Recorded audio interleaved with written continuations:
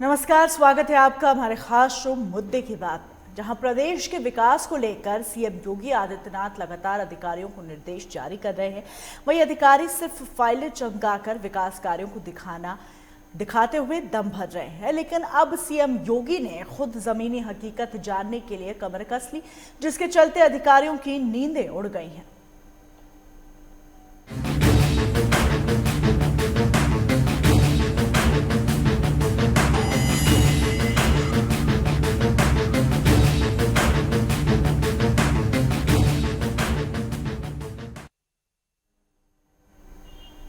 CM Yogi Adityanath प्रदेश के विकास को लेकर खासे सजग दिखाई दे रहे हैं, चाहे शहरों में कूड़े की समस्या हो या फिर महिला सुरक्षा, बेरोजगारी और कानून व्यवस्था, हर दिशा सीएम योगी आदित्यनाथ अधिकारियों को जरूरी दिशा निर्देश दे रहे हैं।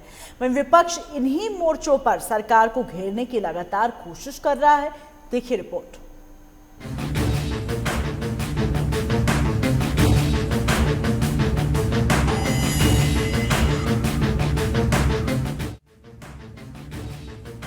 फाइलों और आंकड़ों में अपने अपने जिलों की व्यवस्थाएं चाक चौबंद बताने वाले अफसरों की गर्दन अब कभी भी फंस सकती है। मुरादाबाद से गाजियाबाद तक सड़क यात्रा कर अधिकारियों के कामकाज की झलक देख चुके उत्तर प्रदेश के मुख्यमंत्री योगी आदित्यनाथ कुछ अव्यवस्थाओं से असंतुष्ट हैं। इस यात्रा के बाद उन्होंने संकेत दे दिया है कि अब वो किसी भी जिले का कार से अचानक दौरा कर विकास की हकीकत परख सकते हैं। कोरोना महामारी के दौरान भी कई जिलों में खुद जाकर व्यवस्थाओं का जायजा लेने वाले मुख्यमंत्री योगी आदित्यनाथ ने बीते दिनों में कुछ जिलों में अस्पताल और धान क्रय केंद्रों का भी निरीक्षण किया। कमियां मिलने पर अधिकारियों पर कार्रवाई भी हुई है। ऐसे में विभिन्न विभागों की समीक्षा बैठक में सीएम योगी के सख्त लहजे की भी वजह थी।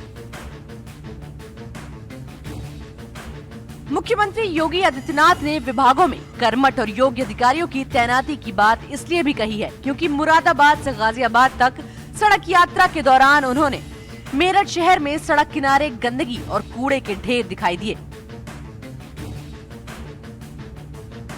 सोमवार को लखनऊ में साफ सफाई का काम देखने वाले वरिष्ठ अधिकारियों को तलब कर व्यवस्था चुस्त दुरुस्त रखने का निर्देश दिया। इस यात्रा के बाद उन्होंने संकेत दे दिया है कि वो अब किसी भी जिले का कार से अचानक दौरा कर विकास की हकीकत परख सकते हैं। बता दें, जहां योगी सरकार प्रदेश में लाख विकास के दावे कर रही हो, वहीं विपक्ष लगातार योगी सरकार पर हमलावर है। चाहे एमएसएई सेक्टर हो या फिर युवाओं को रोजगार देने का मामला, योगी सरकार हर मुद्दे पर अपने कामों को जनता के सामने लाने की कोशिश कर रही है। वहीं विपक्ष बेरोजगारी और कानून व्यवस्था के मुद्दे पर लगातार योगी सरकार को घेर रहा है। अजय सिन्हा की रिपोर्ट, लाइव टुडे।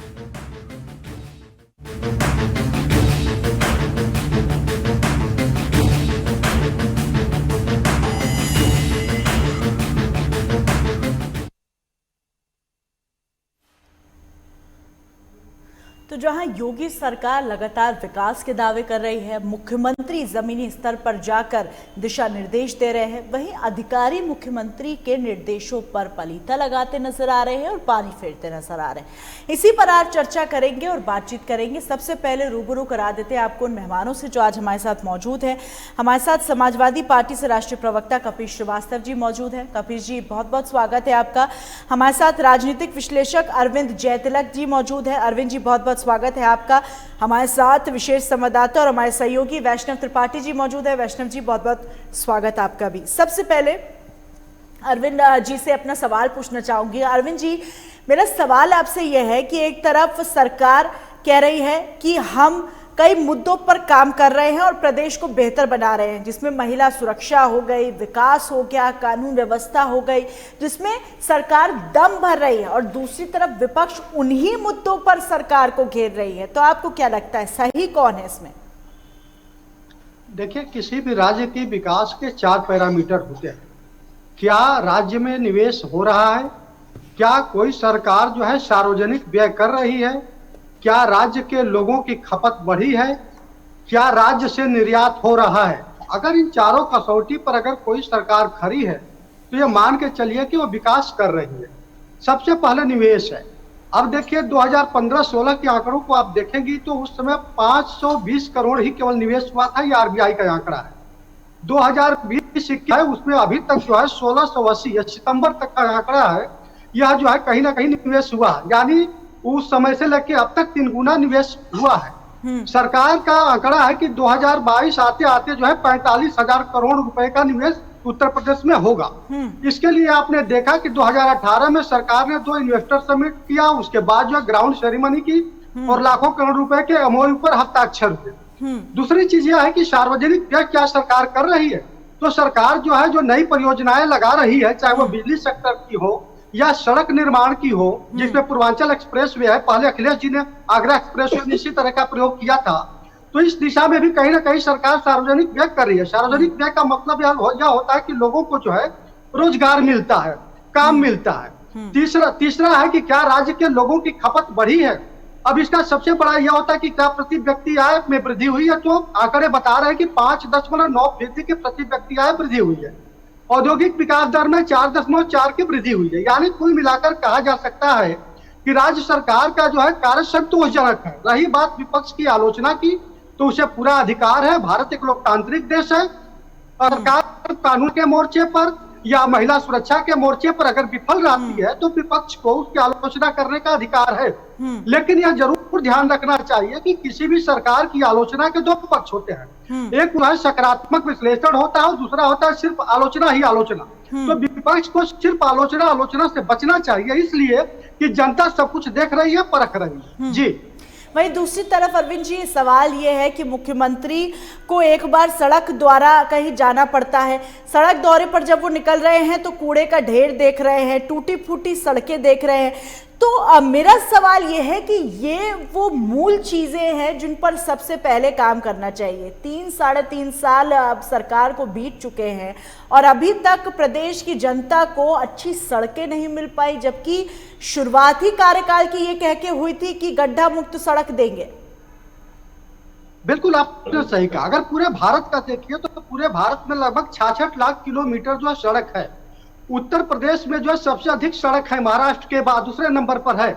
अब यहाँ पर देखिए लगभग 8,711 किलोमीटर जो है आपका राष्ट्रीय मार्ग है, बाकी जो है स्टेट हाईवे है।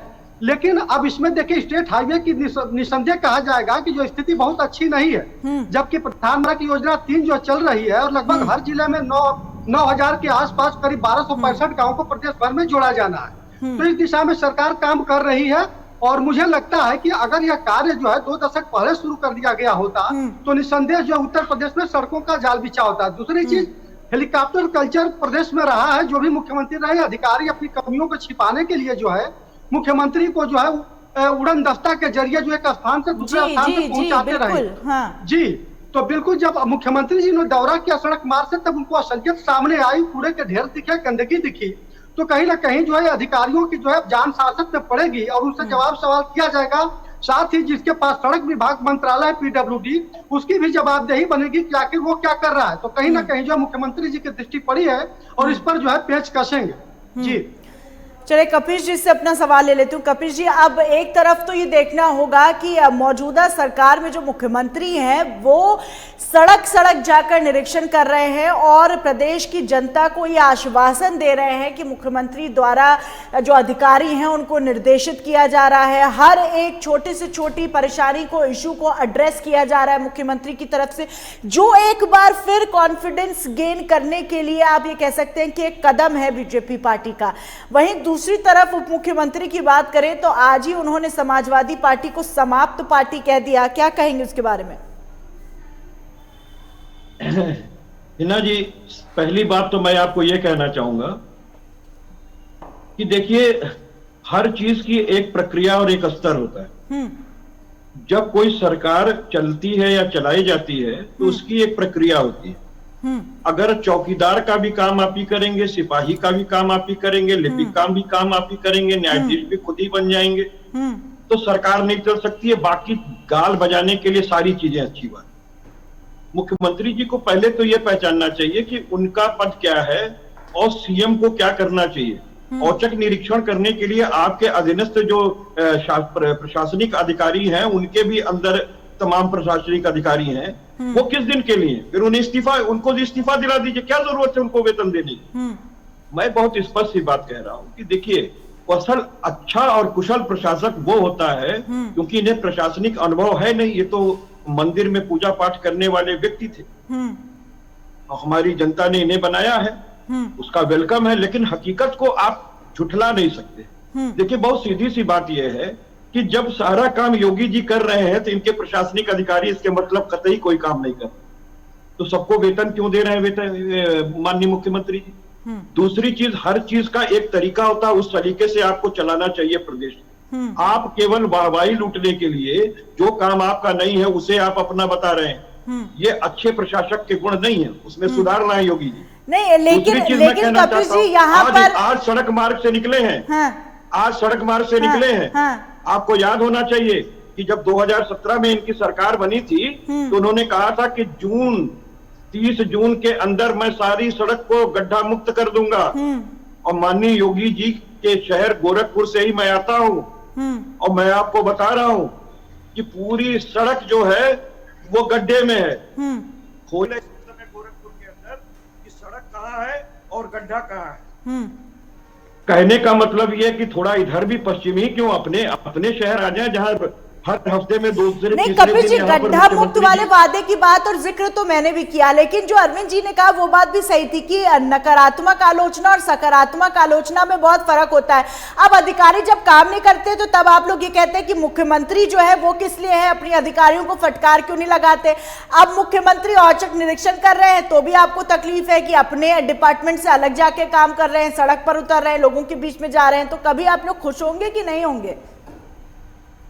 हिना जी, बहुत सीधी सी बात, हमने आपको 2 लाइन में गागर में सागर भरा था कि हर पद की एक गरिमा होती है और एक स्टेटस होता है काम करने का। बाकी जब अन्य कामों के लिए लोग अपॉइंट हैं तो आपको उनसे काम लेना है, आपको काम लेना आना चाहिए। आपको काम करना अगर होगा तो पूरे प्रदेश के सारे अधिकारी और लिपिक सबका काम आप ही करेंगे क्या? तभी माने जाएंगे कि अच्छे मुख्यमंत्री हैं। आपने टीम 11 जो बना रखी है वही तो काम कर रही है। आपको भी उन्होंने ही निर्देश दे दिया कि घूम आइए, थोड़ा आपका नाम हो जाएगा। जय तिलक जी जिस बात को कह रहे हैं, मैं तो स्पष्ट एक बात कहता हूं कि उत्तर प्रदेश के इंफ्रास्ट्रक्चर में अगर कोई आमूलचूल परिवर्तन 2017 से हुआ हो, जिसका शिलान्यास भी इन्होंने कर दिया हो, उद्घाटन भी इन्होंने कर दिया हो, तो बतावें पूर्वांचल एक्सप्रेस वे पे कितना बजट इन्होंने दे दिया और कितना काम कर दिया? आप बताइए। 90% भूमि तो हमने ही कर लिया था, लेआउट भी उसको हमने दिया था। हमने जो 8 लेन का लेआउट दिया था उन्होंने 2 लेन घटा दिया। हमने ज्यादा बड़ी सड़क दी थी, इन्होंने छोटी कर दी। गोरखपुर की कनेक्टिविटी उससे खत्म कर दी, बलिया की कनेक्टिविटी उन्होंने खत्म कर दी। बावजूद इसके ये सब कागज पे खत्म हुआ है, सुधार तो कहीं हुई नहीं।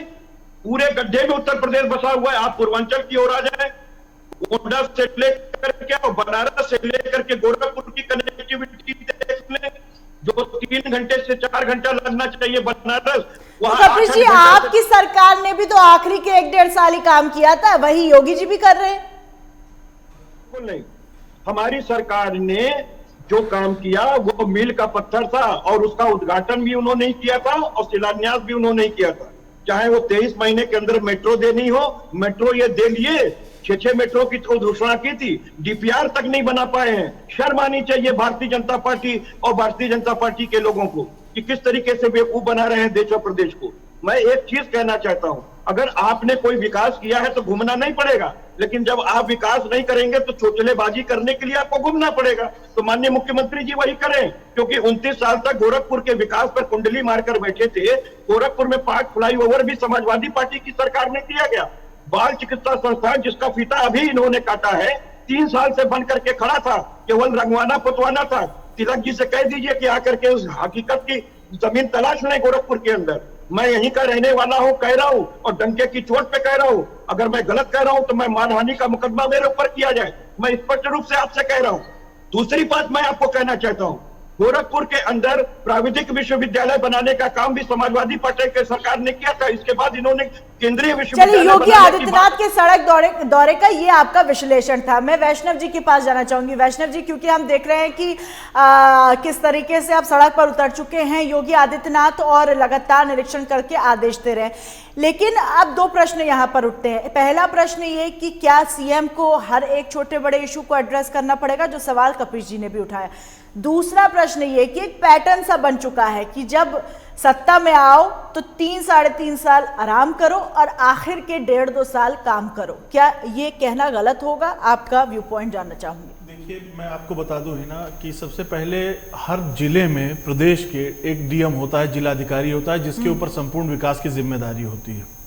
कुछ जिलों का क्लस्टर बनाकर उनके ऊपर कमिश्नर होता है और कमिश्नर के ऊपर जो है नोडल अधिकारी बनाए जाते हैं जो सीनियर आईएएस अफसर होते हैं। वो सभी प्रमुख सचिव और मुख्य सचिव के अंडर में होते हैं और कार्य करते हैं। हमारे सभी कपीस जी और तिलक जी ये सारी बातें जानते होंगे, लेकिन जनता को आसानी रहे इसलिए मैं ये बात बता रहा हूँ।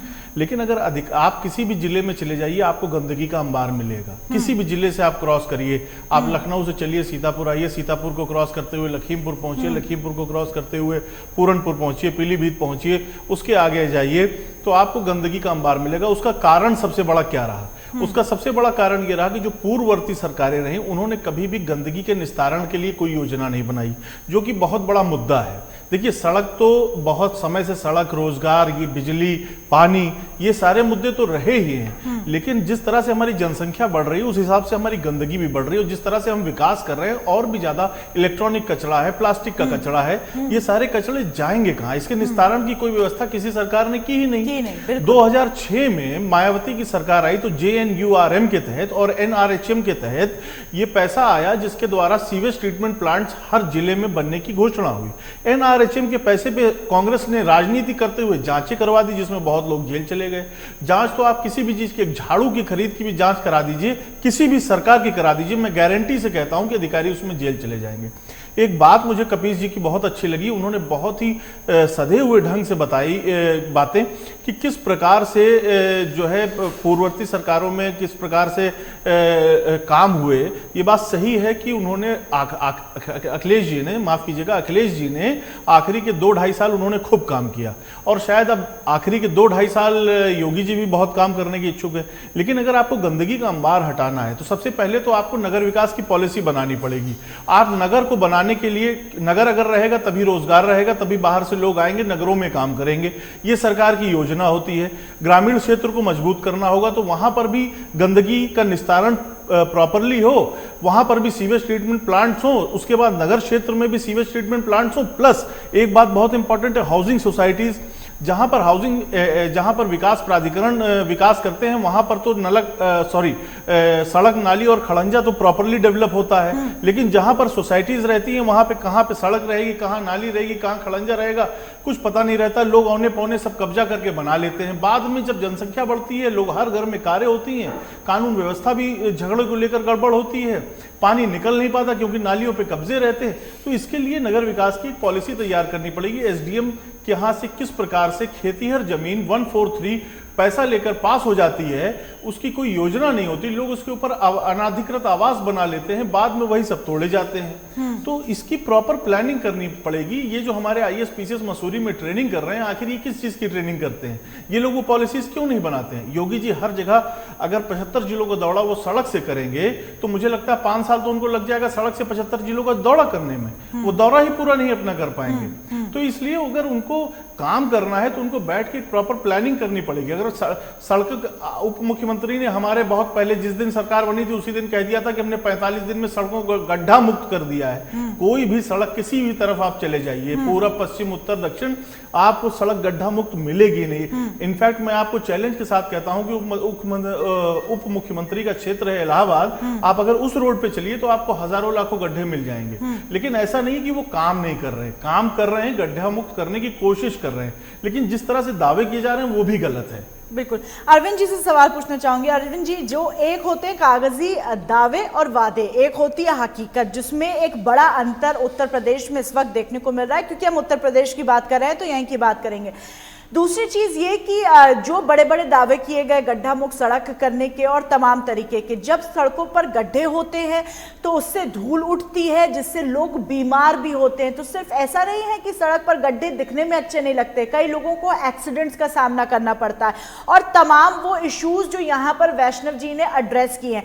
अब मेरा एक सवाल ये है कि जब बाकी चीज़ों पर हम विदेशी मॉडलों को ध्यान में रखते हुए काम करते हैं, तो अपने ज़िले का, अपने राज्य का विकास करने के लिए हम क्यों नहीं किसी ऐसे मॉडल को अडॉप्ट करते हैं जिससे कि हम पहले अपनी मूल चीज़ों में सुधार कर सकें और उसके बाद आगे खुद को डेवलप कहने की या खुद का विकास करने के दावे करें। हिना जी, देखिए, दो तीन चीजों को समझना होगा। देखिए, राज्य का विकास तभी होता है जब उसके पास संसाधन होगा, धन होगा। 5 लाख करोड़ का बजट पारित होता है और टोटल जो जीएसडीपी है लगभग जो है 16 लाख करोड़ का है। ऐसी स्थिति में इतने बड़े राज्य का यह मान करके चलना कि सड़क, बिजली, पानी दुरुस्त हो जाए हमारा समस्या संभव नहीं है। अगर ऐसा संभव होता तो अखिलेश सरकार भी कर चुकी होती, उसके पहले मायावती की सरकार भी कर चुकी होती। दूसरी महत्वपूर्ण बात जी, कपीश जी जो है विद्वान प्रवक्ता है, उन्होंने एक बात कही, वो बात थोड़ा अटपटा हमें लगा। इन्होंने कहा कि जो है घंटी बजाने वाला व्यक्ति शासन सत्ता कैसे संभाल सकता है। तो कपीश जी, आप ही के विधानसभा मतलब उत्तर प्रदेश विधानसभा में 38% ADR की रिपोर्ट है कि अपराधी हैं और जो उनके ऊपर गंभीर आरोप है वो जो शासन सत्ता चला सकते हैं। तो एक धार्मिक व्यक्ति को भी यह अधिकार मिलता है। दूसरी महत्वपूर्ण चीज है कि किसी भी राज्य के विकास का आखिर पैरामीटर क्या होता है, आप उसको किस तरह से सफल मानेंगे, किस तरह से विफल मानेंगे। अगर हम आप ही की बात मान लीजिए कि आपने कहा कि हमारी सरकार जो है मील का पत्थर काम की, तो सरकार 2017 में वापस लौटनी चाहिए थी। उड़ीसा में 3 बार सरकार वापस लौटती है, पश्चिम बंगाल में ममता बनर्जी की सरकार वापस लौटती है, यहाँ राजनाथ सिंह की भी सरकार वापस नहीं लौटी, कल्याण सिंह की भी नहीं लौटी, उसके पहले मायावती जी की भी नहीं लौटी, आपकी भी नहीं लौटी। तो ये मान के चला जाए कि अभी तक जितनी भी सरकारें रही है, किसी भी सरकार के कार्यकाल से जनता यहाँ प्रदेश की जो है कहीं ना कहीं जो असंतुष्ट रही है, इसलिए सरकारों का बदलाव होता है। तो यह कह देना कि आपकी सरकार ने बहुत अच्छा किया या मौजूदा सरकार बहुत अच्छा कर रही है, अगर ऐसा होता तो गड्ढे जो है आज दिखाई नहीं देते। भारत में हर साल जो है सड़कों पर 14 लाख एक्सीडेंट होते हैं, जिसमें से करीब 1-1.5 लाख जो है केवल गड्ढे की वजह से होता है। तो अगर देखिए, अब वैष्णव जी ने बहुत सही कहा कि इसके लिए जो है नीतिगत जो पॉलिसी होती है वह जो है अगर बनाई जाए कि गड्ढे जो है 5 साल में जब भरे नहीं जा पा रहे हैं, तो सवाल ये उठता है कि किस तरह माना जाए कि बाकी स्थिति बेहतर हो। हिना जी, बिल्कुल। कपिश जी, क्या आपको अरविंद जी की बातें नहीं सुनाई दी? क्या मेरी आवाज आ रही है कपिश जी आपको? कपिश जी, क्या आप तक मेरी आवाज पहुंच रही है? मैं अपनी पीसीआर टीम से कहूंगी इसे ठीक करिए, कपिश जी तक हमारी आवाज़ नहीं पहुंच रही है। तो वैष्णव जी, अब सवाल यही है कि अब क्योंकि सड़कों द्वारा निकल चुके हैं मुख्यमंत्री और इस पहल को शुरू कर चुके हैं, इसकी पहल कर चुके हैं कि अब जगह जगह पर देखा जाएगा कि किस तरीके से अधिकारी काम चोरी कर रहे हैं, उनको फटकार लगाई जाएगी। कहीं ना कहीं से बेहतर की उम्मीद की जा सकती है। देखिए, थोड़ी तो बेहतरी की उम्मीद की जा सकती है, क्योंकि जिस भी जिले में मुख्यमंत्री अचानक से दौरा करेंगे वहाँ के अधिकारी तो सजग रहेंगे। जिस प्रकार से मुख्यमंत्री की छवि है वो काफ़ी सख्त और ईमानदार छवि के नेता माने जाते हैं। इस हिसाब से अगर देखा जाए वो किसी भी जिले में जाएंगे तो चीज़ें तो थोड़ा बहुत सुधार में आएंगी। लेकिन क्या चीज़ें सुधार में आएंगी मैं आपको बता दूं, कहीं सड़कों में गड्ढे होंगे तो गड्ढे पाट दिए जाएंगे, कहीं नाली गंदी होगी, फॉर द टाइम बीइंग नालियां साफ हो जाएंगी। लेकिन जो उसकी जड़ में है, जो मेन परेशानी है, हमेशा के लिए गंदगी समाप्त हो जाए, हमेशा के लिए गड्ढे ना रहें, हमेशा के लिए लोगों को पानी, बिजली व्यवस्था सब कुछ सब सुचारू रूप से मिलती रहे, इसके लिए एक लॉन्ग टर्म पॉलिसी का हमें ईजाद करना पड़ेगा। और उसके लिए ये ज़रूरी है कि अफसर, मुख्यमंत्री उस जिले में जाएं या ना जाएं, अफसरों के अंदर इतना डर होना चाहिए कि मुख्यमंत्री तक हमारी हर चीज़ें पहुँच रही हैं। और अफसरों को भी काम करने के लिए समय देना चाहिए। आपने देखा होगा कि पहले क्या होता था, अगर मुख्यमंत्री के पास किसी अफसर की शिकायत जाती थी, किसी जिलाधिकारी की शिकायत जाती थी, तो मुख्यमंत्री उसे तत्काल हटा देते थे। जी। लेकिन ये मुख्यमंत्री ऐसा नहीं करते, ये उसे टाइम देते हैं कि तुमसे अगर गलती हो गई है तो उसका सुधार कर लो। साल, 6 महीना, 1.5 साल उसको टाइम देते हैं कि तुम काम करो, काम करके दिखाओ। अगर तब पर भी वो अधिकारी नहीं सुधरता, तब ये उसे हटाते हैं और दोबारा फिर कहीं किसी अच्छी जगह नहीं पोस्ट करते। लेकिन जो अच्छे अधिकारी हैं उनको और अच्छी जगह पोस्टिंग देते हैं, तुम जाकर विकास करो। तो ये एक मॉडल योगी जी ने शुरू किया है। और देखा जाए तो हमें सबसे पहले इस बात के लिए देखना होगा कि हमें हर जिले में एक सीवेज ट्रीटमेंट प्लांट लाना पड़ेगा और दूसरी बात हर जिले में एक कूड़े से निस्तारण का केंद्र बनाना पड़ेगा, क्योंकि जिस हिसाब से कूड़ा बढ़ रहा है, खासतौर से अगर मेट्रो सिटीज देखी जाए, इलाहाबाद, आगरा, कानपुर और गाजियाबाद, नोएडा, ये सारे शहरों में कूड़ा इतना ज्यादा है, पहाड़ बन रहे हैं कूड़ों के, ये कूड़ा जाएगा कहाँ आखिर। तो इसलिए अब आजकल तो इतनी अच्छी योजनाएं हैं, कूड़े से बिजली बनाने के संयंत्र लग रहे हैं और कूड़े से बिजली बनाई जा रही है, उससे रोड भी बनाई जा रही है। तो इस तरह की चीजें को हमें नए प्रयोग हमें लाने पड़ेंगे ताकि हमारी ये समस्या का हल हो सके, नहीं तो एक दिन सिर्फ कूड़ा ही हर जगह नजर आएगा। लेकिन क्योंकि नगर निगम अपने स्तर पर उस तरीके का कोऑर्डिनेशन नहीं कर पा रहा है, इस वजह से ये स्थिति देखने को मिल रही है कि हर जगह कूड़े का अंबार ही इस वक्त मेट्रो सिटीज में लगा हुआ। देखिए, नगर निगम के पास भी इतनी सारी पावर्स नहीं है कि वो उसके पास, हर नगर निगम के पास एक ही समस्या है, उसके पास बजट बहुत ज्यादा नहीं होता है। कुछ बजट शासन से आता है, कुछ बजट वो हाउस टैक्स और इन सब चीजों से कमा लेते हैं, लेकिन उसके बाद उनके पास पार्कों के रखरखाव के लिए पैसा खर्च करना होता है, रोडों के रखरखाव के लिए पैसा खर्च करना होता है, रोज स्वीपर्स की एक लंबी लाइन होती है, उनकी सैलरीज उनको देनी होती है, तो इन सब चीजों में उनके बजट खर्च हो जाते हैं। तो ये शासन को सोचना है कि हम कुछ ऐसी पॉलिसीज बनाएं, हम कूड़े के संयंत्र बनाएं, हम सीवेज ट्रीटमेंट प्लांट बनाएं, बनाने के बाद उन्हें हम नगर निगम को सौंप दें और नगर निगम उन्हें चलाएं, चाहे PPP मॉडल पे चलाएं, चाहे वो खुद चलाएं। आपने देखा होगा कि आज से करीब 20 वर्ष 30 वर्ष पूर्व जो सरकारी कॉरपोरेशंस होते थे, वो वहां पर जो कर्मचारी काम करते थे उनकी तनख्वाहें सरकारी कर्मचारियों से ज्यादा होती थी। आज की तारीख में 99% सरकारी कॉरपोरेशंस बंद हो चुके हैं सरकार की नीतियों की वजह से, और 99% कॉरपोरेशंस में जांचें चल रही हैं किसी घोटाले की, कहीं कुछ।